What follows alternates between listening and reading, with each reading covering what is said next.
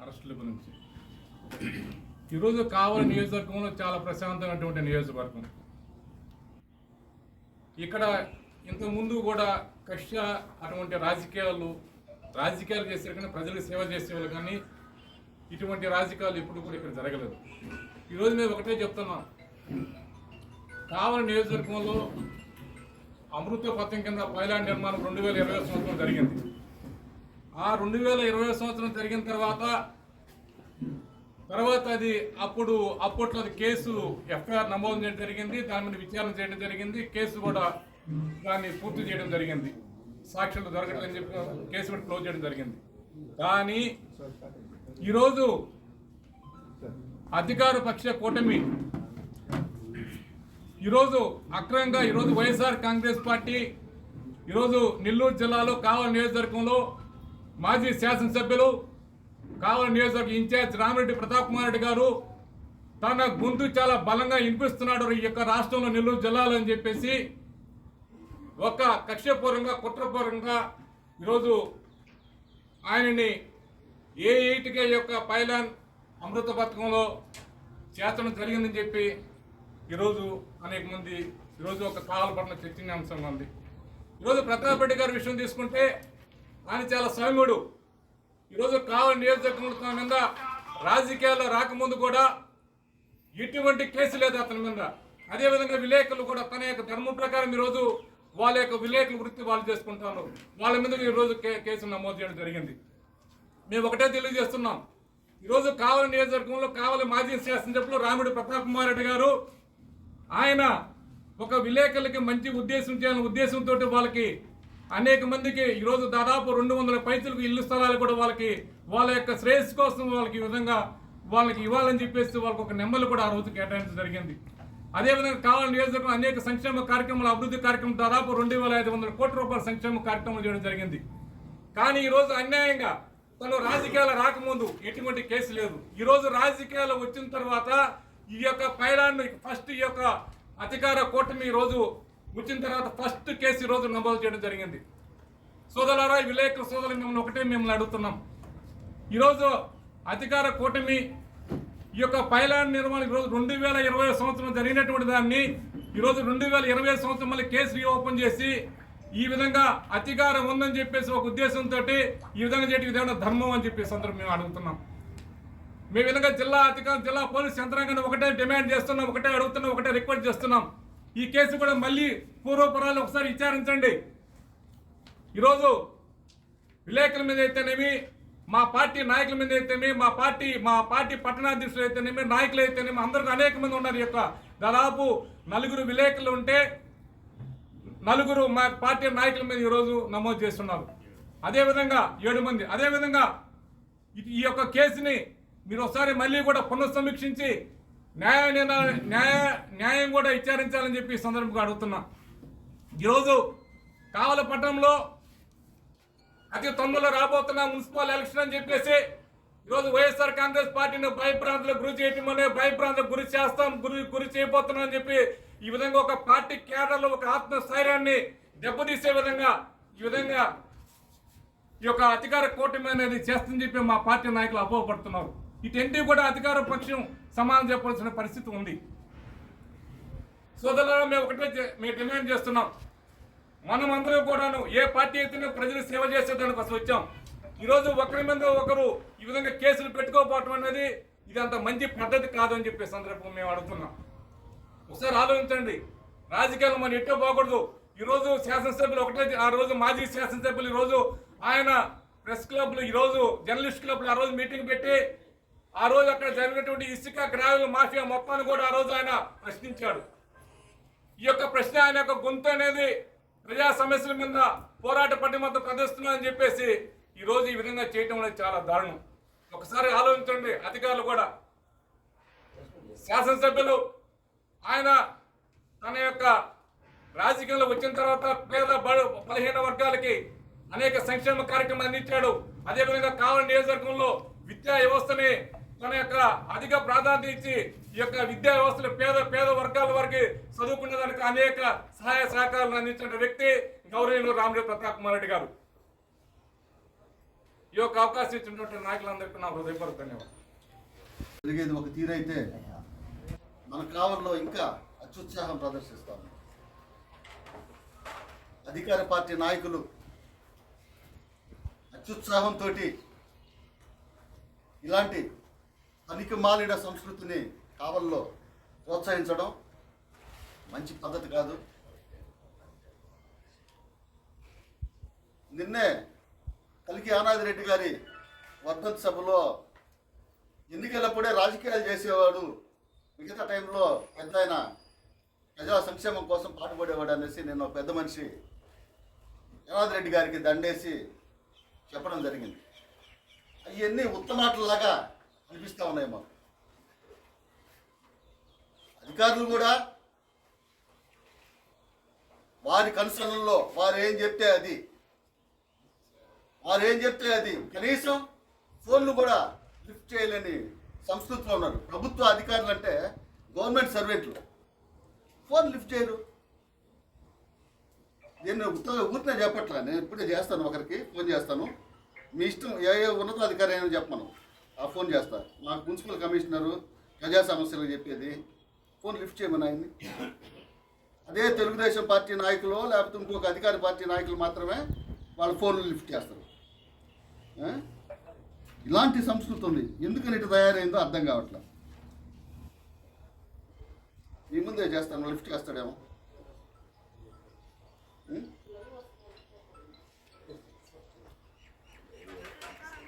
బిజీగా ఉన్నాడంట, తర్వాత వెళ్ళి చేస్తాడేమో. ఏదైతే విలేకరుల మీద అక్రమ కేసులు పెట్టడం జరిగిందో, విలేకరుల మీద పెట్టడం అక్రమ కేసులు 100% అక్రమ కేసులు. ఎందుకంటే అక్కడ నిరంతరం కావలి ఎమ్మెల్యేని జాకీలు పెట్టి పైకెత్తేవాళ్ళు 2-3 విలేకరులు.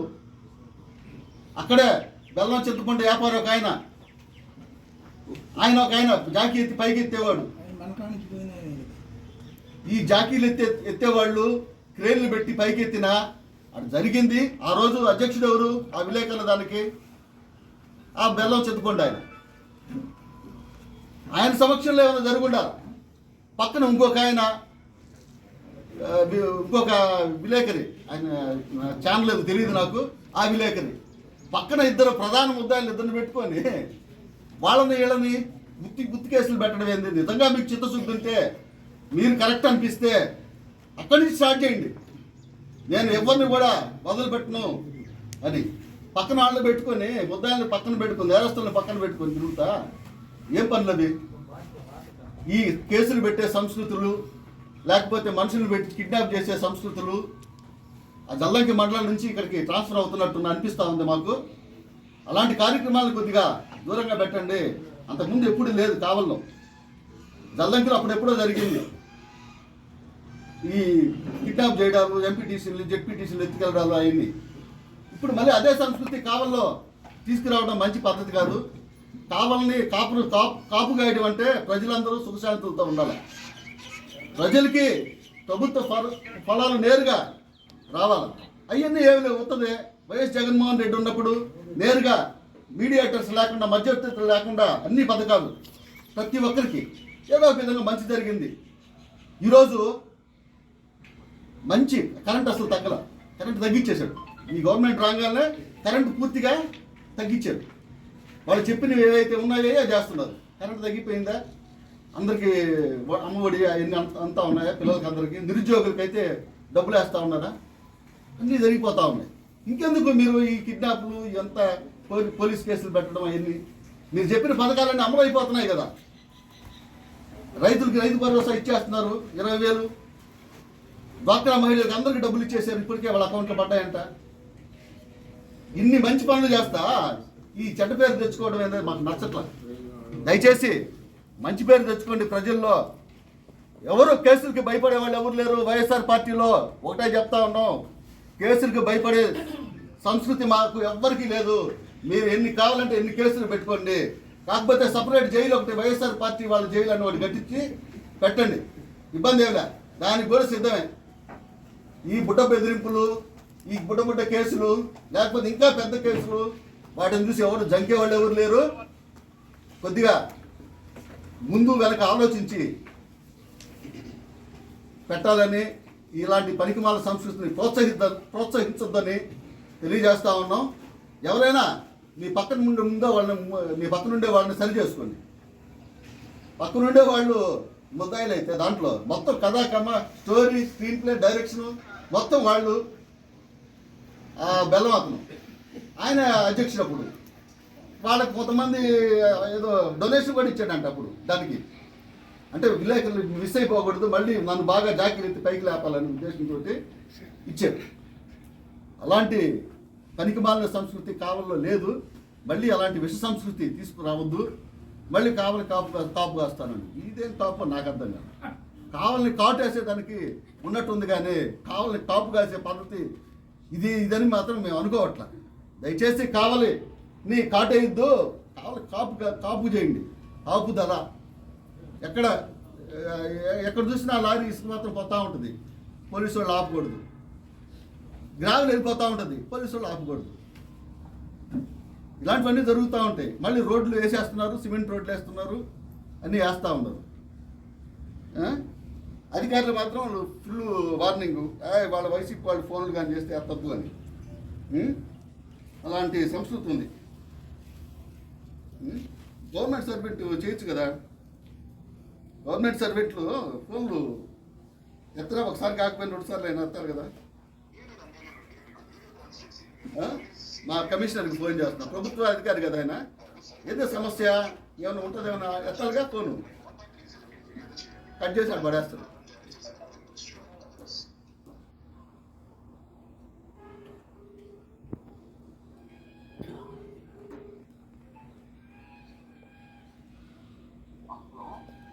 నమస్కారం సార్, నిన్న 2 సార్లు ఫోన్ చేశాను మీకు.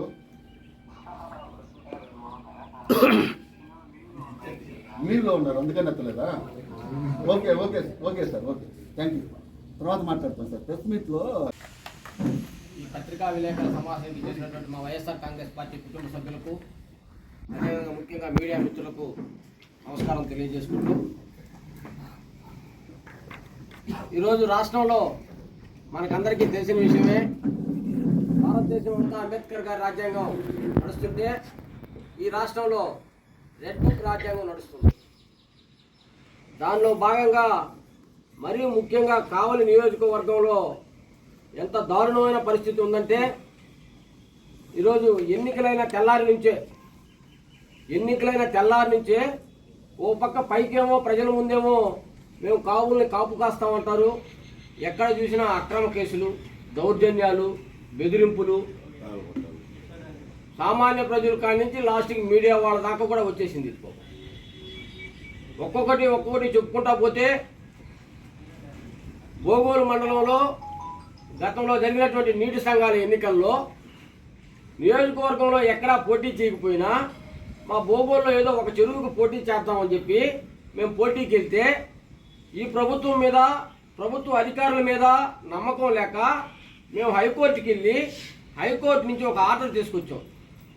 సవ్యంగా ఎలక్షన్ నియమావళి ప్రకారం ఎలక్షన్ జరపండి అని చెప్పి హైకోర్టు నుంచి ఆర్డర్ తీసుకొస్తే, రాత్రికి రాత్రి ఇంట్లో పడుకున్న వాళ్ళు తీసుకెళ్ళి, అంటే ఎలక్షన్కి భయపడి ఎన్నికలు జరిగితే గెలవమని చెప్పి, సిగ్గుపోద్దని చెప్పి రాత్రికి రాత్రి తీసుకెళ్ళి స్టేషన్లో పెట్టడం, మేము ఎన్నికలు ముగించుకున్నామని చెప్పిన తర్వాత స్టేషన్ నుంచి పంపించడం.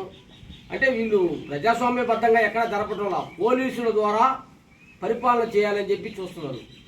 అక్కడి నుంచి స్టార్ట్ అయినటువంటి ఈ విధానం గతంలో మీకు అందరికీ తెలుసు. కావలి గవర్నమెంట్ హాస్పిటల్లో వాళ్ళ దీనిలో ఎవరైతే తన్నులు తిన్నారో, ఎవరైతే దెబ్బలు తిన్నారో వాళ్ళ మీదే 307 పెట్టి లోపల పంపించడం జరిగింది.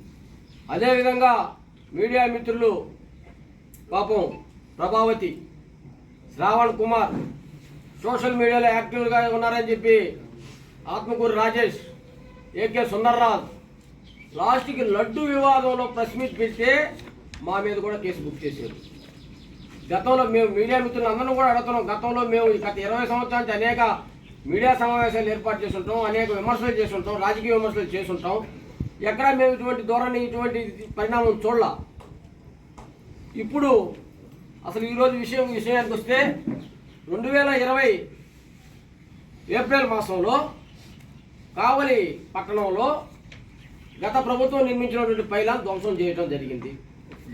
అప్పటి అధికారులు మున్సిపల్ కమిషనర్ ఫిర్యాదు మేరకు ఎంక్వైరీ చేసి అప్పటి 2 టౌన్ ఎస్ఐ అయినటువంటి వాసు గారు చాలా లోతుగా దాని మీద దర్యాప్తు చేసి, అది మేము చెప్పేది కాదు, వాళ్ళు ఇచ్చిన కాగితాల్లోనే ఉంది, లోతుగా దర్యాప్తు చేశారు. ఎస్పీ గారికి లెటర్ పెట్టారు సీసీ ఫుటేజ్ కావాలని. అదేవిధంగా డిఐజీ గారికి కమాండ్ కంట్రోల్ రూమ్ నుంచి వివరాలు కావాలని అడిగారు. ఎక్కడ ఏమీ ఆచూకీ తెలియకపోవడంతో ఆ కేసుని క్లోజ్ చేయడం జరిగింది. అయితే ఈరోజు కొత్తగా ప్రభుత్వం వచ్చి ఎన్నికలు జరిగి సంవత్సరం అయింది, ప్రభుత్వం వచ్చి 11 నెలలు అయిన తర్వాత ఇప్పుడు పాపం ఈ కేసు తిరగదోరిన దాంట్లో ముఖ్య లక్ష్యం ఏంటంటే రామిరెడ్డి ప్రతాప్ కుమార్ రెడ్డి మీద కేసు పెట్టాలా. అనేక ఆరోపణలు చేశారు. ఎన్నికలైన తెల్లారి నుంచి, గవర్నమెంట్ వచ్చిన తెల్లారి నుంచి ఇదిగో 123 ఎకరాలు 600 కోట్లు అన్నారు, మద్యం కేసు అన్నారు. వేటిల్లో దొరకపోయేటప్పటికి లాస్ట్కి పోలీసును ఉపయోగించి ఎమ్మెల్యే రామిరెడ్డి ప్రతాప్ కుమార్ రెడ్డి గారి మీద మాజీ ఎమ్మెల్యే రామిరెడ్డి ప్రతాప్ కుమార్ రెడ్డిని ముద్దాయి చేయాలని ఒక ముఖ్య ఉద్దేశంతో ఆ పైలాన్ని అప్పటి మా శాసనసభ్యులు, మా ప్రస్తుత కావలి నియోజకవర్గ ఇన్ఛార్జి రామిరెడ్డి ప్రతాప్ కుమార్ రెడ్డి గారి ప్రోద్బలంతో ప్రెస్ క్లబ్కి స్థలం కావాలని వాళ్ళు అడిగితే, ఆ ప్రెస్ క్లబ్కు స్థలం కావాలి అని అంటే మీరు అది పగలగొట్టిస్తే వస్తే నేను మీకు స్థలం ఇప్పిస్తానని రామిరెడ్డి ప్రతాప్ కుమార్ రెడ్డి గారు చెప్పినట్టుగా ఒక కట్టు కథ పోలీసు వాళ్ళు వెళ్ళారు. సరే, మీరు చెప్పినట్టుగానే మేము ఈరోజు అడుగుతున్నాం. ఈ కేసు పెట్టినటువంటి ఉన్నతాధికారులు అయితేనేమి, పెట్టించినటువంటి వాళ్ళైతేనేమి మేము అడుగుతున్నాం. ఆ రోజు ప్రెస్ క్లబ్లో ఎవరున్నారు? ప్రెస్ క్లబ్ నిర్వహిస్తున్నది ఎవరు? మీడియా మిత్రులు మీకు అందరికీ తెలుసు. ఒకసారి మనస్సాక్షిగా మీరు కూడా ఈరోజు ఎక్కడైతే అన్యాయం జరుగుతుంటే మనం మౌనం వహిస్తే మనం కూడా తప్పును ఒప్పుకున్నట్టే. దయచేసి నేను అడుగుతున్నాను మిమ్మల్ని. ఆ రోజు ప్రెస్ క్లబ్లో ఉన్నది ఎవరు? దాన్ని ప్రోత్సహించింది ఎవరు? పాపం అన్యం పుణ్యం వాళ్ళ మీద, తెలియని వాళ్ళ మీద ఎంతమంది మీద కేసులు పెట్టారు మీకు అందరికీ తెలుసు. ఇది ఎంతవరకు సబబు అని చెప్పి సందర్భంగా నేను ప్రశ్నిస్తున్నాను. ప్రెస్ క్లబ్ నిర్వహిస్తున్నది ఎవరు? దాంట్లో ఉపాధ్యక్షులు ఎవరు? ట్రెజరర్ ఎవరు? దానికి అధ్యక్షులు ఎవరు? వాళ్ళందరి మీద కేసు పెట్టకుండా అభోశభం తెలియని కేవలం గత ఎన్నికల్లో రామిరెడ్డి ప్రతాప్ కుమార్ రెడ్డి గారికి అనుకూలంగా పనిచేసిన వాళ్ళు, సోషల్ మీడియాలో యాక్టివ్గా ఉన్నోళ్ళు, ఎవరైతే నాయకులుగా ముందుకు వస్తున్నారో కేతిరెడ్డి శివకుమార్ రెడ్డి, జగదీష్ రెడ్డి లాంటి వాళ్ళు, వాళ్ళ పేరు మీద ఈరోజు ఒక తప్పుడు కేసు బనాయించడం ఎంతవరకు సబబు అని చెప్పి సందర్భంగా నేను ప్రశ్నిస్తున్నాను. ఈ సందర్భంగా మేము పోలీసు ఉన్నతాధికారులు అయితేనేమి, పోలీసు అధికారులు కూడా మేము అడుగుతున్నాం. మీ మీద ప్రజలు ఉండొచ్చు, మీ మీద అధికార పార్టీ ఒత్తిడి ఉండొచ్చు, మనకి కూడా భార్యాబిడ్డలు ఉన్నారు, పైన దేవుడు ఉన్నాడు, దేవుడు చూస్తున్నాడు. ఎప్పుడైతే మనం అన్యాయం చేస్తామో, ఎప్పుడైతే ఒకరి మీద అక్రమంగా, గతంలో పెద్దలు చెప్పినట్టు 100 మంది దోషులైనా తప్పించుకోవచ్చు కానీ ఒక నిర్దోషికి శిక్ష పడకూడదని చెప్పి చెప్పుకున్నారు. ఒకసారి మీరు గుర్తుపెట్టుకోండి, ఎంతమంది నిర్దోషుల మీద మీరు ఈ విధంగా తప్పుడు కేసులు పెడతారు, ఎంతమందిని భయపెడతారు, ఎంతమందిని బెదిరిస్తారు. అంటే ప్రజాస్వామ్యంలో ఎవరు ముందుకొచ్చి మాట్లాడకూడదు, ప్రజాస్వామ్యంలో ఎవరు ప్రశ్నించకూడదు, ప్రజాస్వామ్యంలో ఎవరు కూడా అయ్యా మీరు చెప్పిన ఎందుకు చేయలేదు అని అడగకూడదు. ఈ ప్రభుత్వంలో వాళ్ళు చెప్పినటువంటి సూపర్ 6 అమలు పరచకుండా, ఎక్కడా ప్రజలకు ఒక సంక్షేమ పథకం ఇవ్వకుండా, ప్రజలకు ఇచ్చినటువంటి హామీలు నెరవేర్చకుండా ఈ విధంగా ఎవరైనా ప్రశ్నిస్తే వాళ్ళ మీద ఈ విధంగా తప్పుడు కేసులు, తప్పుడు కథనాలు అల్లి బెదిరియాలని చూడటం మంచి పద్ధతి కాదు అని చెప్పి సందర్భంగా మేము తెలియజేస్తున్నాం. ఎక్కడైనా పోలీసు ఉన్నతాధికారులు మాకు కానీ, మా నాయకులకు కానీ, పోలీసు అధికారులు అయితేనేమి, ఏ ఇతర ప్రభుత్వ అధికారులైనా ఒక గౌరవం ఉంది. మహాకూటమి ఏర్పడిన తర్వాత ఈరోజు ఇదివరకు ఈ రాష్ట్రంలో అరాచక పాలన కొనసాగుతూ ఉంది. అది రాష్ట్రం నుంచి మొదలుకొని ఈ జిల్లా, ఈ నియోజకవర్గంలో వరకు.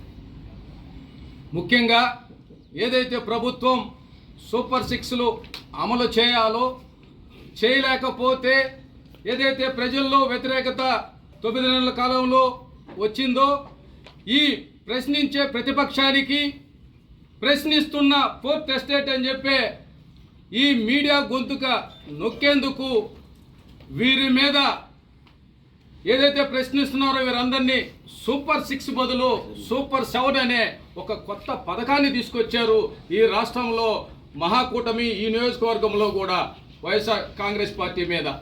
ఆ సూపర్ 6 బదులు సూపర్ 7 అనే స్కీమ్ ఏంటంటే ప్రతిపక్షాల మీద, ఈ మీడియా మీద అక్రమ కేసులు బనాయించడమే ఈ యొక్క కొత్త స్కీమ్.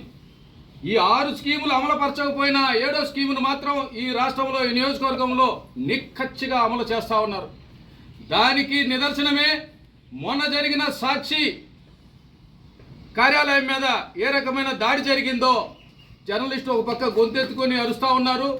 ఈరోజు కావలిలో 24లో అధికారంలో వచ్చిన వెంటనే ఏ రకంగా మీడియా వ్యక్తుల మీద దాడి జరుగుతూ ఉందో చూస్తూ ఉన్నాం. చూసాం శ్రావణ్ని ఏ విధంగా కొట్టారో, ఏ విధంగా చేశారో. తర్వాత ఇందాక చెప్పినట్టు ఈ నియోజకవర్గంలో ప్రతిపక్షాల తరపున, ప్రజల తరపున గొంతెత్తుకొని మాట్లాడుతున్న సోషల్ యాక్టివిస్టుల మీద, మీడియా మిత్రుల మీద, ఒక ప్రభాత్ అయితే కావచ్చు, ఒక శ్రావణ్ అయితే కావచ్చు. అదేవిధంగా ఎప్పుడైతే నిజంగా ఒక ప్రశ్న వేస్తూ ఉన్నాం, మా కావలి నియోజకవర్గంలో 2 దఫాలుగా శాసనసభ్యులుగా ఎన్నికైన రామిరెడ్డి ప్రతాప్ కుమార్ రెడ్డి గారు ఎంత సౌమ్యులో, ప్రజల పక్షపాతిగా ఏ రకంగా వ్యవహరించాడో, గతంలో మీడియా మిత్రులతోటి ఏ రకంగా సఖ్యత కలిగి ఉన్నారో, గతంలో ఏ మీడియా మిత్రుల మీద అక్రమ కేసులు బనాయించారా అని అడుగుతా ఉన్నాం. మా మాజీ శాసనసభ్యులు రామిరెడ్డి ప్రతాప్ కుమార్ రెడ్డి గారు 10 సంవత్సరాలు ఈ నియోజకవర్గంలో ఎమ్మెల్యేగా ఉంటే ఏ ఒక్క మీడియా వ్యక్తి మీద అక్రమ కేసు బనాయించారని అడుగుతున్నాం. అక్రమ కేసులు బనాయించకపోగా కొన్ని సంవత్సరాల నుంచి వారు నివేశ స్థలాల కోసం అరులు చాచుతూ ఉంటే వారికి పార్టీలకు అతీతంగా ఎవరైతే యూట్యూబర్లతో సహా వాళ్ళందరికీ నివేశ స్థలాలని సొంత ఖర్చులతోటి స్థలాలు బాగు చేయించిన ఘనత మాజీ శాసనసభ్యులు రామిరెడ్డి ప్రతాప్ కుమార్ రెడ్డి గారిది. వారిని అక్రమ కేసుల్లో ఇరికించేందుకు ఆయన ఈరోజు ప్రతిపక్షంలో ఉండి ప్రభుత్వంలో జరుగుతున్న లోపాలను ఎత్తి చూపిస్తా ఉన్నారు. మనం చూస్తా ఉన్నాం, గతంలో మట్టి ఇసుక మట్టి ఇసుక మట్టి ఇసుక అని చెప్పని ఏదైతే ప్రచారం చేశారో, గత ఈ అధికారంలో వచ్చినప్పటి నుంచి ఎక్కడ చూసినా సముద్రపు ఇసుక దగ్గర నుంచి చెరువుల్లో మట్టి దాకా అక్రమంగా భూ కబ్జాల దాకా వరుసగా వెనువెంటగా రోజు ఈ ప్రతిపక్ష మీడియాలో అయితేమి, అధికార మీడియాలో అయితేమి ఈరోజు కావలి నియోజకవర్గంలో జరుగుతున్న లోపాలన్నీ కూడా మీడియా మిత్రులందరూ ఎత్తి చూపుతా ఉంటే వీరిని, ప్రజల్ని డైవర్ట్ చేసేందుకు ఈ అక్రమ కేసులు ఎవరైతే మాట్లాడుతూ నిన్న చూసాం 12 మంది మీద ఈ కేసుని ఏ రకంగా ఈరోజు బనాయించారో. 2020వ సంవత్సరంలో మేము అధికారంలో ఉన్నాం, మా మాజీ శాసనసభ్యులు అధికారంలో ఉన్నారు. మేము నిజంగా అధికార దుర్వినియోగం చేసే పరిస్థితి ఉంటే ఆ రోజు ఉన్న మున్సిపల్ కమిషనర్ డాక్టర్ వెంకటేశ్వరరావు గారు కంప్లైంట్ ఇవ్వగలిగేవారా అని అడుగుతా ఉన్నాం. ఇదే మా పారదర్శకమైన పాలనకి నిదర్శనం. ఈరోజు చూస్తున్నాం అధికారులు వారు ఏది చెబితే అదే చేస్తున్నారు. నిజంగా ప్రతిపక్ష నాయకులతోటో, ప్రతిపక్షంలో ఉండే వాళ్ళతోటో ఫోన్లో మాట్లాడాలంటే కూడా ఈరోజు ఒక పోలీస్ అధికారులే కాదు, రెవెన్యూ అధికారులే కాదు, మున్సిపల్ అధికారులే కాదు, ఏ ఒక్క అధికారి కూడా మాట్లాడేదని కూడా భయపడుతున్న పరిస్థితులు. నిజంగా ఇది అరాచకమైన పాలన కాదా అని అడుగుతా ఉన్నాం.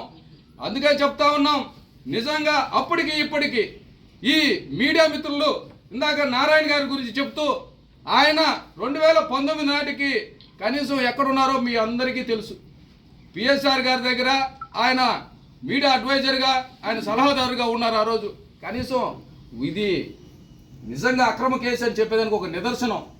ఎక్కడో అంబులెన్స్ తోలుకునే ఒక ప్రసాద్ దగ్గర నుంచి మీడియా మీద ఈరోజు చూస్తున్నాం ఇంకా 3 మీడియా మిత్రుల మీద కేసు రిజిస్టర్ అయి ఉంది. ఇప్పుడు 2020లో జరిగితే అన్నోన్ పర్సన్స్ ట్రేస్ కాలేదని చెప్పని ఆనాటి నిజంగా అప్పుడు పోలీసు తప్పు చేశారా, ఇప్పుడు పోలీసు ఉప్పు చేశారని అడుగుతా ఉన్నాను.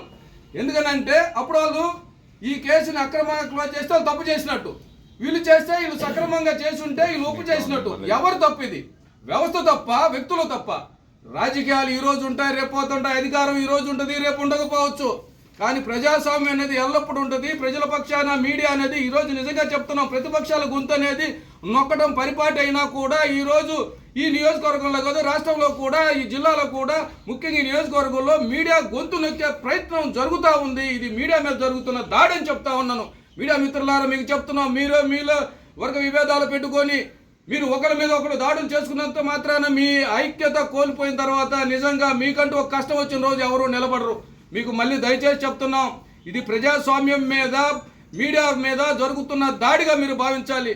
ముఖ్యంగా చెప్తున్నాం, ఈరోజు చూసిన వాటిల్లో 5 మంది విలేకరులు, అంటే ఇప్పటికి 4 విలేకరులని అరెస్ట్ అయ్యి రిమాండ్కి వెళ్ళారు. వాళ్ళు చేసిన నేరం ఏందో ఇప్పటికీ అర్థం కాని పరిస్థితి. నిజంగా 2020లో కేసులు పెట్టారు. ఆ రోజు ప్రభుత్వ ఆస్తులు ధ్వంసం జరిగినాయని పెట్టారు. ఈ రోజు వ్యక్తుల మీద దాడులు జరిగినాయని చెప్తున్నారు, చంపబోయినారని అంటున్నారు, కుట్ర జరిగింది అంటున్నారు. ఇవన్నీ చూస్తా ఉంటే చూస్తున్న ప్రజలు, ఈ నియోజకవర్గ ప్రజలు, వాళ్ళు ఏమంత విజ్ఞత లేని వ్యక్తులు కాదు, విజ్ఞత లేని జనం కాదు. ఖచ్చితంగా అందరూ చూస్తూ ఉన్నారు. మీరు రాజకీయాన్ని రాజకీయంగా చేయండి. కక్షపూరితమైన రాజకీయాల్లో నిజంగా గతంలో ఎప్పుడూ లేని సంస్కృతి కావల్లో కొనసాగుతూ ఉంది. మాట్లాడిన వ్యక్తుల మీద ఎక్కడ కూడా ప్రజాస్వామ్యం గొంతుగా వినిపించే పరిస్థితిలో నిజంగా మాజీ శాసనసభ్యులు ఆయన అడుగుతానే ఉన్నారు, అక్రమాలు ఉంటే వెలికి తీయమని. ఆయన చెప్తానే ఉన్నారు, గతంలో మేము తప్పు చేశామంటున్నారు. మీరు ఎంక్వైరీ కమిటీ వేసుకోండి, న్యాయపరంగా మీరు ఏం చేయాలో చేయండి.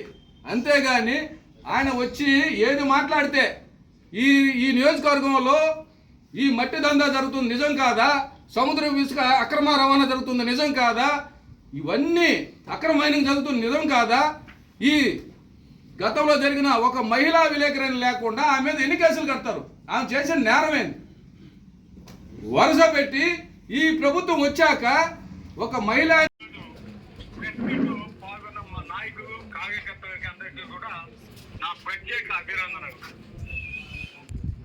ఈరోజు నిజంగా చూస్తూ ఉంటే అభివృద్ధి ఏమో కానీ అరాచకాలు మాత్రం ఏ విధంగా ఈ కుటుంబ ప్రభుత్వంలో, ముఖ్యంగా కావలి నియోజకవర్గంలో ఏ విధంగా జరుగుతున్నాయో ఒక్కసారి ప్రతి ఒక్కరు కూడా గమనించాలి. ఎందుకంటే ఈరోజు కూటమి ప్రభుత్వం ఏ విధంగా నా మీద బురద జరగాల, ఏ విధంగా నన్ను ఇబ్బంది పెట్టారా, ఏ విధంగా అక్రమ కేసులు పెట్టారా అని అనేక ప్రయత్నాలు చేస్తూ ఉన్నాను. నేను మొదటి నుంచి కూడా చెప్తానే ఉన్నాను, ఏదైనా సరే అవినీతి జరిగి ఉంటే తప్పకుండా దాని మీద ఎంక్వైరీ చేసి నిజాలు చేస్తామని చెప్పారు. ఈ రోజు మేము ప్రశ్నిస్తే, గ్రామాల గురించి ప్రశ్నిస్తే రోడ్ చేస్తున్నాము, ఇంకేదో అభివృద్ధి కార్యక్రమాలకి వాటిని తోడుతున్నాము అని చెప్తాను. గత ప్రభుత్వంలో ఎన్ని వేల హౌసెస్ జగనన్న వేయవద్దు, జగనన్న కాలనీసు ఏ విధంగా కట్టారు, వాటికి సంబంధించి గ్రామాలు పోయి ఉండొచ్చు. అదేవిధంగా సచివాలయాలు, schools, health centres, hospitals, Rythu Bharosa కేంద్రాలు, హెల్త్ డ్రైనేజ్, ఇవన్నీ కూడా, వీటితో పాటు రోడ్లు కావచ్చు, డ్రైనేజీలు కావచ్చు, ఇవన్నీ కూడా అభివృద్ధి చేస్తాం. వాటన్నిటికి కూడా అది అవసరం కాదంటం లేదు. కొంత అక్రమాలు జరిగిన మాట వస్తుంది, దాన్ని నేను అప్పుడు కూడా ప్రశ్నిస్తానే ఉన్నాను. ఇక జరుగుతూ ఉన్నాయి, అది కట్టి కొద్దిగా తగ్గియాలని కూడా నేను చెప్తానే ఉన్నాను. దానివల్ల ఏ విధంగా కొంతమందిని పార్టీ నుంచి కూడా మేము సస్పెండ్ చేసాము కూడా అది తెలుసు. కానీ ఈరోజు ప్రజలు మీకు 30,000 మెజార్టీ ఈరోజు ఇచ్చేదని చెప్తున్నారు. సంతోషం. ఎందుకంటే ప్రజలు ఈరోజు 30,000 మెజార్టీతో ఎమ్మెల్యే అభ్యర్థిని గెలిపించారంటే ఆయన కావలికి కాపు కాస్తానని చెప్తున్నాడంటే చాలా సంతోషం. కానీ ఈరోజు ఏమవుతుంది, ఎక్కడైతే ఈ అక్రమంగా వాళ్ళు చేస్తున్న కార్యక్రమాలు, ఇందాక సోదరుడు కామరాజు గారు, అదే మా ప్రసన్న ఇదంతగా చెప్పారు. సముద్రపు ఇసుక, గ్రావెలు, అన్నవరం క్వారీకి సంబంధించిన మెటల్, అదేవిధంగా రేషన్ బియ్యం డైరెక్ట్గా ఈ మధ్య పట్టుకున్నాం ఇవన్నీ. రేషన్ బియ్యం, అయ్యప్ప స్వామి గుడి పక్కన ఉన్న స్థలం కబ్జా, అదేవిధంగా ఈ మధ్య ఈనాడుగా వచ్చిన గంగగా నగర్లో అనేక సైట్లు కబ్జా, అదేవిధంగా అనేక అక్రమాలని ఈరోజు మా సోషల్ మీడియా కావచ్చు, మీడియా సోదరులు పత్రికలు కావచ్చు, ఇవన్నీ కూడా ఈ మధ్య మా కార్యకర్త కావచ్చు, మా సోషల్ మీడియా కావచ్చు, మేము కావచ్చు, ఇవన్నీ కూడా ప్రయత్నిస్తా ఉంటే ఈ కాపు కాసే నాయకుడికి అర్థం కావడం, అర్థం కాక తట్టుకోలేక ఏ విధంగా ఇది చెయ్యాలా, ఏ విధంగా అందరినీ భయపెట్టాలా, భయపెట్టితే ఈ సోషల్ మీడియాలో రావడం తగ్గిపోతాయి అని ఈరోజు అక్రమంగా ఇప్పుడు 5 సంవత్సరాల క్రితం జరిగిన ఒక కేసుని క్లోజ్ చేసిన కేసుని ఓపెన్ చేయించి ఈరోజు దాని మీద ఒక కట్టు కదా, మా ఇందాక చెప్పినట్టు, మా సోదరులు చెప్పినట్టు కట్టు కదా, ఏదో ఆ దేవకుమార్ ఎవడో మాకు తెలియదు, ఆయన ఎవడో వచ్చేదంట, మేమేదో చదువుకున్నామంట, మహానాయుధాలతో ఆయన చంపబోయాడంట, ఇవన్నీ కూడా మీడియా వాళ్ళ మీద పెట్టి ఈరోజు ఆ విధంగా కట్టు కథ అవి కేసుని బాగా చాలా చక్కగా ఇది డైరెక్షన్ అయితే సూపర్, డైరెక్షన్ మటుకు చాలా సూపర్. ఆ డైరెక్షన్ లో పాపం మాకు చేత కాదా, ఏది పోలీసు డిపార్ట్మెంట్ ని ఏ విధంగా వాడుకోవాలో మాకు చేత కాదా, కానీ అవన్నీ కూడా ఇప్పుడు బాగా నేర్పిస్తున్నారు, మేము బాగా నేర్చుకుంటాం ఇవన్నీ కూడా. ఎందుకంటే జగన్మోహన్ రెడ్డి గారు ఇంతకుముందు చెప్పాడు, ఈ చెప్ప మీద కొట్టండి, అవకాశం వచ్చినప్పుడు మేము కూడా కొడతామని. సో అది రిపీట్ చేపిస్తాం, దాంట్లో డౌట్ ఏం లేదు.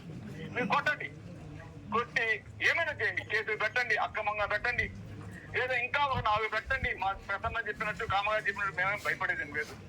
ఈరోజు నా మీద 307, అదేవిధంగా ప్రభుత్వ ఆస్తుల ధ్వంసం, ఇవన్నీ కూడా పెట్టి దాదాపు అభంశుభం తెలియని మీడియా సోదరుల మీద, అదేవిధంగా మా నాయకుల మీద ఈరోజు పెట్టడం నిజంగా దౌర్భాగ్యం. కావలో ఇటువంటి సంస్కృతి ఎంతమంది ఎమ్మెల్యేలు వచ్చారు గతంలో, యానాదేవి గారి కాడి నుంచి కాకుండా పావతక కావచ్చు, వీరపాటి కావచ్చు, అదేవిధంగా బీదా మస్తాన్ రావణ కావచ్చు, విష్ణువర్ధన్ రెడ్డి గారు కావచ్చు, ఈ విధంగా ఎంతో మంది ఉన్నా కూడా అటువంటి ఎక్కడ లేవు. అదేవిధంగా మేమున్నప్పుడు ఎప్పుడు బీదా మస్తాన్ ఉన్నా, అధికారులు లేకపోయినా, అధికారులు ఉన్నా కూడా మేము ఎప్పుడు అటు పెట్టుకోలేదు. కానీ ఈరోజు కొత్త సంస్కృతి, ఇందాక మా సోదరుడు చెప్పినట్టు జగదంకి మండలంలో జరిగిన అనుభవాలు, అవన్నీ కూడా ఈరోజు కాబట్టి మనం అప్పు తెచ్చుకుంటా ఉన్నాం.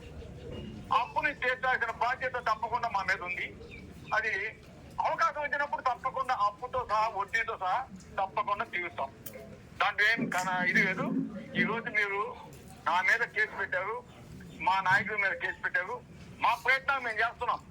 ఎందుకంటే కేసు పెట్టినప్పుడు తప్పకుండా దానికి సంబంధించి స్టేలో లేదా బేలో లేదా క్యాష్ ఏదో ట్రై చేస్తుంటాం. కానీ మీరు ఏదైనా కావాలనుకుంటే చెప్పండి, ప్రతాప్ రెడ్డి వచ్చి అరెస్ట్ కావాలని చెప్పండి. డిఎస్పీ గారు, ఎస్పీ గారు మీరు చెప్పండి. మీరు నా కోసం మనిషిని పంపాల్సిన అవసరం కూడా లేదు, నేనే వస్తాను. మా నాయకులంతా కూడా వచ్చే రోజు నేను